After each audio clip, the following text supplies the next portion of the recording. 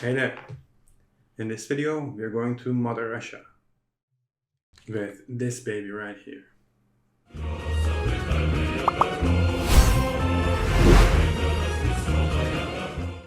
So I'll be using some key items such as this plastic piece that used to hold a piece of an epoxy glue, some random plastic bits, I like the grilled-like shape of the black one, plastic copy stirrers, zip ties, assortment of straws for the gun barrel, plastic bottle caps as usual, Q-tip shaft, a dowel's cutout end, figure sprues, 7-second scale figure bases, wire as usual, I use these as hoses, various selection of jewelry bits and beads, and of course cardboard. Let's move on to the build. My original intention was to make a T-34-85, but to be honest, the more I looked and tried to replicate its turret's awkward curves and shape, the more I disappointed and disheartened, even though I tried my best. I decided to build a box and then glue some guiding arches around it, so I could glue necessary bent cardboard over them. But soon enough it got hopeless and I didn't really want to look for another Russian tank to replicate. I could go for a KV tank, which has very few curves, but I decided to go for an improvised and imagined build instead. So from here on, I convinced myself to only keep the lower body of this resembling T-34 instead.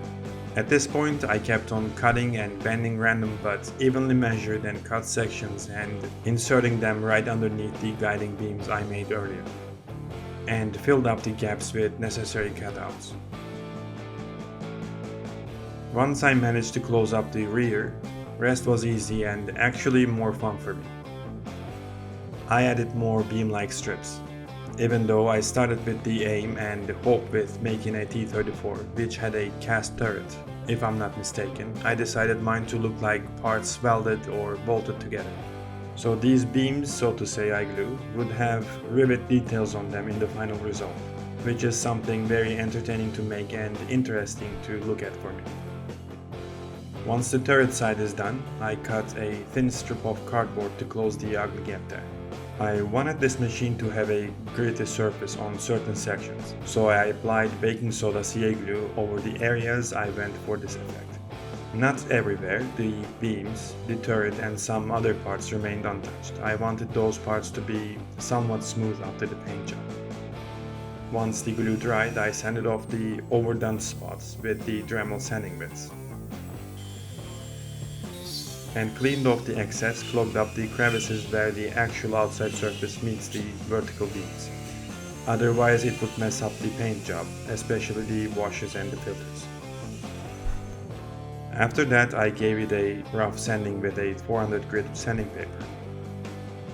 Using an old figure base and a plastic ring piece I salvaged from juice boxes, I still don't know what they're called. I made an entry hatch, or more like an observation hatch since the actual entry hatch will be right underneath this. Then with somewhat randomly cut cardboard pieces I added panel-like details. Added an antenna using a zip tie split in two and a jeweler bead. Found this metallic piece in my bits box and added it there as a random detail. Using jeweler pieces and a CA glue piece thingy I always get, I made a rangefinder or an infrared equipment kind of thing. Worked my way to make a somewhat convincing hinge using cardboard pieces and CA glue cap cutouts. I really use every piece of trash or would-be trash item comes my way. Almost nothing goes to waste. Got a short cable piece to add on that infrared kind of gadget to make it look like it's connected to a computer or something inside the turret. In order to attach the gun barrel, I carefully drilled a hole. Not that I would damage the turret itself, it's so stiff at this point from all the baking soda and CA glue, you could throw it to someone to defend yourself with. But to make sure to drill an evenly aligned hole. I used 2 straws to make it glued sturdily and made it look bulkier and more mechanized with a CA glue cap cutout. Just like how I make a fuel tank for my mechs, I make one for this mech out of a pill bottle and a pair of Coke bottle caps. I made its connection pieces from cardboard beforehand.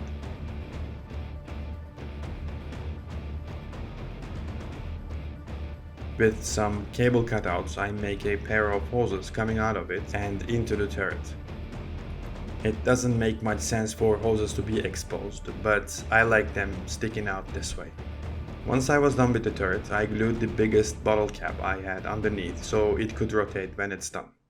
I don't know what I was thinking, but I had the idea to put a figure here from the start and this hatch needed to be open. So I forcibly removed it off the camera, opened up the necessary hole and re-glued it the way it's supposed to be. After the turret, I started working on the lower body, or chassis if you will. I roughly measured it to be somewhere between a logical or realistic length and width and a fictional shape. Realistically speaking, the tank chassis would be longer, turret would not be positioned right in the middle since the engine in all tanks are in the back, excluding the Israeli Merkava I guess. But making it that way would make the mech look absurd. So I had to sacrifice from some of the rear details. Gave it the angles I wanted it to have and then added supporting panels inside so it's sturdier and I wouldn't accidentally break it during the build. Because I know I would. Anyway, the definitive shapes in the front and the back looked too aggressive so I trimmed them diagonally. At this point, with many trial and errors and with some luck, I found the right shape for cardboard cutouts to fill in the sides. I wanted this section to look interesting and didn't go for a boxy shape. That's why it took me a long time to finish this part of the build. Since there would be big leg joints instead of tracks or wheels, I couldn't add any side skirt kind of a detail. But still added small winglets so I could add fuel tanks and some accessories on them later on. Original T-34 had a pair of extra fuel tanks and I wanted a resembling result to it. Once I was done with this, I did what I did with the turret. To give it a greater texture, I used baking soda and CA glue method on all over the surface.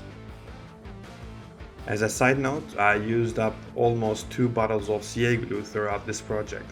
Aside from its cheap cost, I inhaled enough fumes to give me a day-long headache. So give this video a like to help me feel better. Anyway, after enough glue fume, I made sure to sand away the excess and tried to soften up the surface as much as possible. Here, I tried to make a driver's hatch kind of thing. Started working on a machine gun, used the cutout dowel and the Q-tip shaft for it. Added another pair of dowel cuts to work on headlights. Completed its looks with a pair of jeweler beads. After that, I started working on a pair of exhaust units. This is a reference spot I kept to T-34 tank. It has similar exhaust unit in real life. For the exhaust pipes sticking out, I used soap bottle pump pipes. I added a piece of cardboard right under where the turret would be for no reason. The stupid driver's hatch piece bothered me so much I had to remove it. In its place, I made this bigger, openable looking one. I don't know what I was thinking when I made the previous one. Filled the empty space underneath it. After that, I started working on the fuel tanks. For this, I used a pair of plastic tubes. Rolled the tape around where I wanted to cut it so I would have an as even cut as possible. Closed the open ends with a masking tape. To be honest, I was too tired to cut cardboard pieces and tried using masking tape. Didn't end up to be too good or too bad, just did the job. Rolled a strip of cardboard around one end, supposedly attaching the barrel on the vehicle. Then added a triangular piece since I didn't have enough space to do the same on the other end of it. I can't really measure or calculate, sue me. Next, I added another pair of hoses to underside of the barrels. A regular tank is operated by 3 or 4 people depending on the tank. I imagined this would be operated by 2 to 3 people, and without any extension it didn't make much sense. I couldn't get the turret bigger, I couldn't do anything on the chassis in regards to length or width at this point. So I decided to go downwards. After roughly sanding the plastic piece, I added it to make it even bigger in size. Make sure to sand your plastics nicely. I sometimes don't bother or forget and regret about it during the painting. I originally planned to make climbing option from its legs so the crew could get into the turret. but then I decided to make a hatch right onto this section. It both made more sense this way. The mech would be lowered a bit when parked and the crew would climb upwards. And I didn't have to make an entire set of steps from the feet all the way up to the turret. As the last step of the build, I started working on the legs, which is the part I hate the most. Every time I struggle hardly to find the right aesthetic looks. If you watch my previous videos where I made mechs, they always have problems. Either legs are proportionally speaking too long or too short. With this one, I cheated a bit and took some reference ideas from other creators and some drawings. As a tip here, you can always make your legs thinner. It's possible to fix that later on. Because unless you have amazing imagination, you can't really actually see what is what unless all pieces come together to make a whole unit. I kept putting the turret onto the chassis and lifted it up from the desk so many times to have an understanding of how wide and long the legs would be. So, made the legs thin, add more armor plates, more bits, more details. But if they are long, you can't really make them shorter. Trust me, I tried once. Anyway, throughout this process I kept dry fitting each leg piece to have an idea how I wanted them to look like. Once I made sure how, then I glued them together with CA glue. Also, use these roll-on deodorant caps to act as a joint piece on each side. They're bulky enough for the looks I was going for. There was a huge gap right where they meet the chassis, so I closed them up with cardboard cutouts.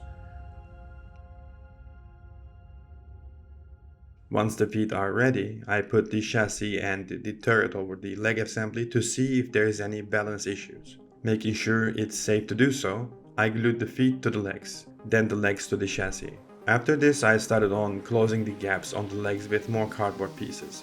Through a natural course, I suppose, I dropped building mech or robot bodies from plastic. I made my first mech completely out of plastic pieces, then a mechanic dragon out of plastic parts. Why? Because I find cutting, hacking or modifying plastic pieces harder.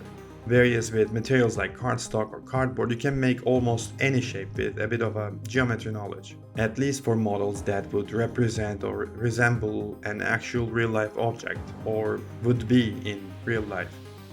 Next, I found the feet looking like a pair of stumps. With some thinking and badly sketching, I decided to make an extension to each foot that looked like would be operational by a hydraulic system. Used dowels, CA glue cap cutouts, Q-tip shafts and jewerly bits. I worked on these additions. In the end, it ended up looking nice and gave it a bit of an aggressive look. Added more, mostly angular pieces here and there, following a symmetrical approach. Added the grill-like plastic piece underneath where I imagined the engine would be, and completed it with more pipe-like additions. With some circular pieces, I made joints, glued more circular pieces to add knee pad, knee armor-like detail I cut from cardstock over them. Shaped leftover cardboard pieces to fill the boring look of the legs. Added more glue cap pieces to the back of the legs as if they're shielding the moving mechanism of the feet. With the help of a paper punch, I created rather big rivets to differentiate my riveting detail in general. As the back of its legs looked empty, I added more details there. Added the plastic coffee stirrers tips to the sides of the feet for a rounded detail over somewhat angular looking sections of the feet. I drilled 4 holes on each side skirt area to hang some objects. Bent and inserted armature wire there. Used this plastic piece, which was a thumb drive cover, as an ammo box or some kind of a container. And since I only had one of that object, I decided to add some sort of a rolled up tarp to the other side. Rolled some toilet paper into a folded shape, then applied diluted PVA glue on it to keep it in shape. Wanted to make it look like it barely fits there and one side folds downwards. But I failed to replicate that effect, so had to trim it further. Once I was sure there was nothing else I could add, I started on the rivet detail. Utilized 4 different sizes of jeweler bits for this. With a bit of a logic or common sense, I added different size beads in different spots of the Mech sections. Where I thought it would require bigger bolts or nuts, I used biggest size ones, and so on. After this, I primed it in gray, then decided it's a too light color and applied a second coat of primer with a diluted mixture of black and gray I applied before. After that, I made random greenish brown paint using various colors like red, yellow, bit of a gray, some black, and the leftover olive green from a while ago. Back in the days, or at least during World War II, Russian tank crews painted their tanks with whatever relevant color they had, and I doubt factories churning out new tanks sent to the front paid much attention to the color code. I applied this mixture in 2 coats to make sure I have a good paint coverage. Dry brushed a lighter version of the same paint mixture to bring up the gritty surface as much as possible.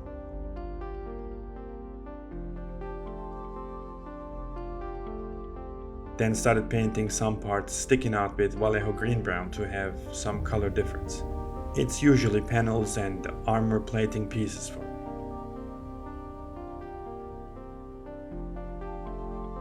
I also painted the strips with rivets on them, which I didn't prepare a gritty surface for. I wanted to make it look like the turret was built with 2 different types of metal, riveted together or something like that. Then, just as I usually do in order to bring the rivet details further up, I dabbed over them with a darker version of the base paint.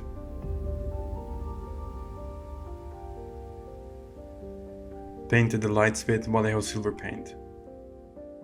Painted the rolled up tarp with various tones of diluted brownish paints over a couple of coats.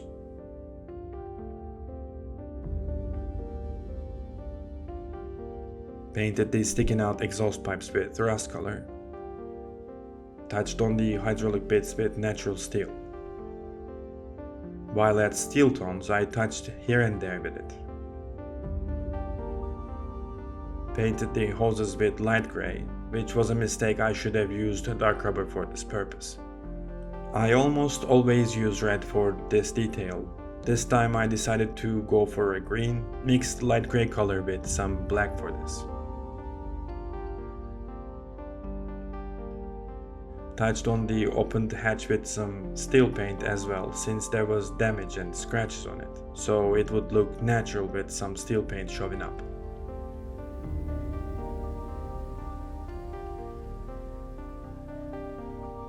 In order to add some paint chipping effect, I first dabbed random spots with black paint, then added the actual chipping effect with the steel tones over the black spots. I might have actually overdone this, to be honest.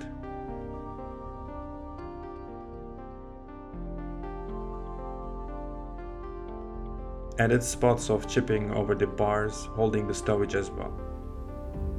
Then, to make things more interesting, I added rust especially around the feet and the lower legs, as well as right underneath the spare fuel tanks. Added more on the back where the exhaust unit is, and to the front. I painted a flammable kind of sign to the spare fuel tanks to make this more interesting to look at. I know it doesn't make much sense for a military vehicle to have this kind of warning sign, but this is fictional. Then, to go over the sides of the main fuel tank, just behind the turret, I made a red and white star. I simply can't paint a star all that good, and just like how I made one in a previous video, I cheated and used jewelry pieces for this purpose. While at adding details, I painted 757 as if it's the number of this mech using a white light gray paint mixture. And then using this image from World War II as a reference, I painted "To Berlin" text on it in Russian. Since I don't know Russian, I had to double check this on Google Translate and some other historical sources. Next, I added the black wash, especially all over the rivets, and the deep crevices and farther sections of the vehicle where I want more darkness.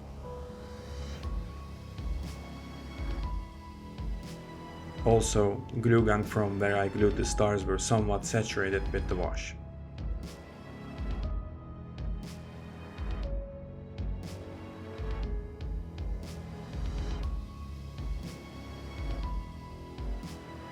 Added mud on the feet using Vallejo splash mud effect. I first dabbed the thick gooey mud on the bottom part of the feet and then worked my upwards with drier coats. In order to bind everything together, I made a filter using black red and original paint mixture. Diluted this mixture with water and applied it all over the vehicle. This helps remove definitive paint differences, smooth overly painted parts, help hide mispainted bits, and so on. Also gives it a more used up and a bit dirtier look in general.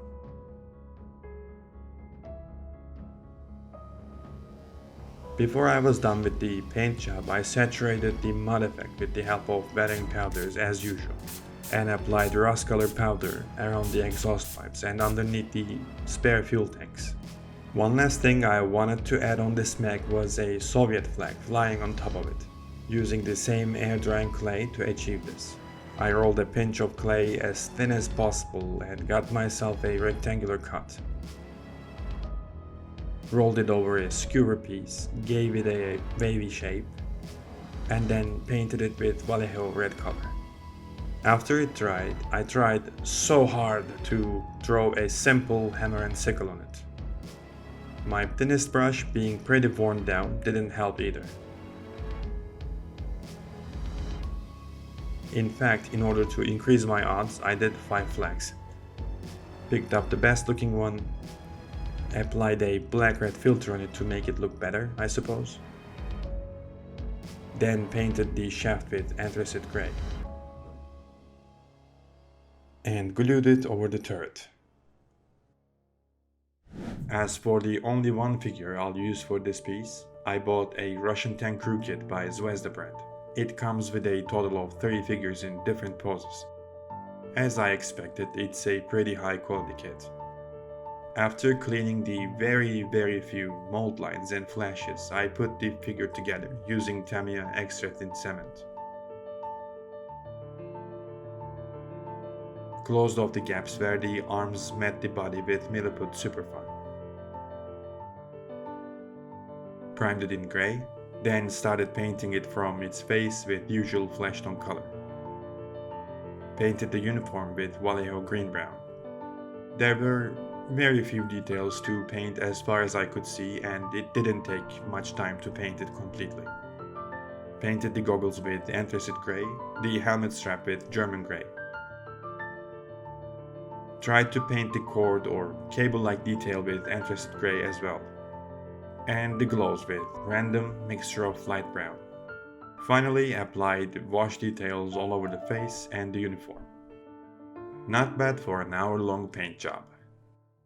For the base, I cut a plywood board by 20 cm in diameter, and then same size of thick styrofoam. Glued them together with hot glue gun, and sanded the edges of the camera. Instead of a muddy or soil terrain, I decided to make some sort of a cement-like road. I made these a long while ago out of wall plaster using this cookie container thingy. Never imagined one day to use them to lay down a road.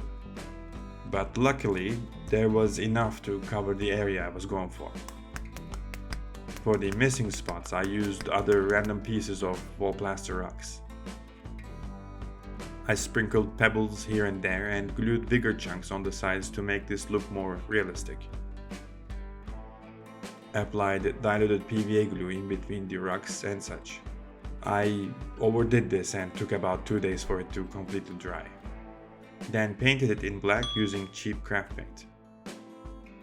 Next, I painted the terrain sections with a very dark brown color I mixed randomly. Then painted the road stones and the stones at the sides with various tones and coats of grey paints.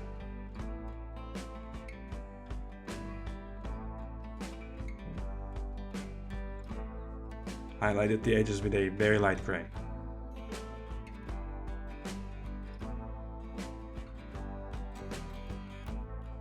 Then applied weathering powders to help bind the stones to the groundwork. I don't know how to explain this.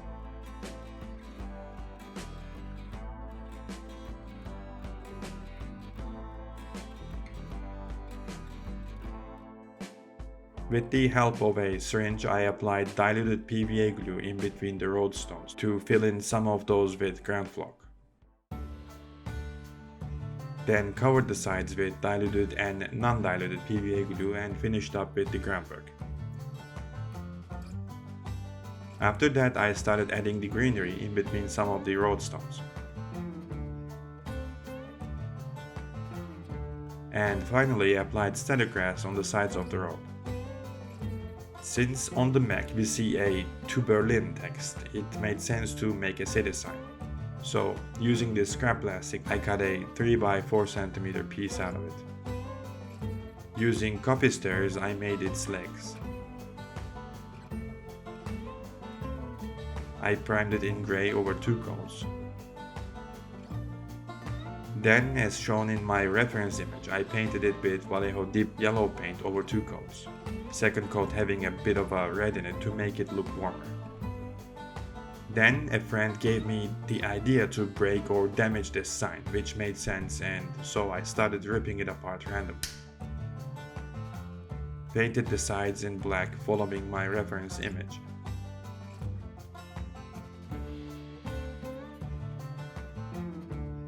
Wrote Berlin on it as best as possible.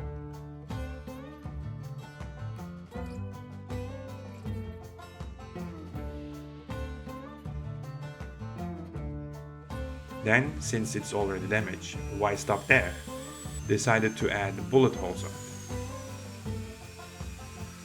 Exaggerated the metallic details further.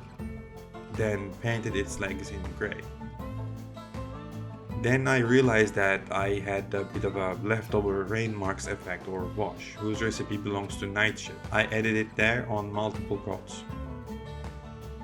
Finally, applied some weathering powders to the bases of the legs since they'll be closer to the ground. Once the glue dried, I brushed off the excess grass on the base and started putting this together. I broke one leg of the Berlin sign to add more destruction to the scene. Should have done it that way from the start anyway. Then I placed it on the base. Added some foliage right where the legs are to make them blend in better with the surroundings. I glued the figure where he is supposed to be, looking away with confidence or fear perhaps. Pegged the Mech with skewers as usual. Drilled the matching holes on the base. Pushed the Mech on the base and voila! Close the lid of this pressure cooker. Thank you for watching this rather long video. I didn't intend it to be this long. In fact, I didn't think it would take this much of time to make it. The final result really exceeded my expectations. I decided to make a series about this, make iconic wartime vehicles from WW2 of major powers, such as a Mech version of Michael Wittmann's Tiger, or a Mech version of a Sherman tank, possibly even the Fury version, or maybe a Calliope version of this basic Sherman. I don't know, why don't you guys hit me up with your ideas? I'd still need a UK and Empire of Japan versions. I hope you liked this as much as I did making it. If you did, as usual, give this video a like and share it with your friends.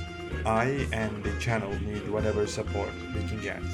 Also, don't forget to follow or like my socials. You can find the link to my Instagram account and Facebook page in the description of this video. I'll see you all in the next build. See you all then.